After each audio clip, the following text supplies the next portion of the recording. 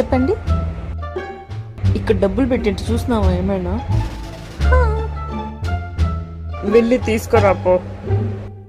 ఇంకెక్కడ అయిపోయిందిగా, షాపింగ్ చేసేసాను.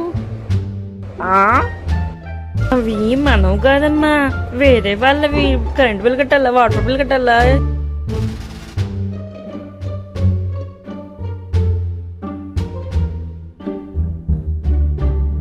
ఇప్పుడు ఎలా?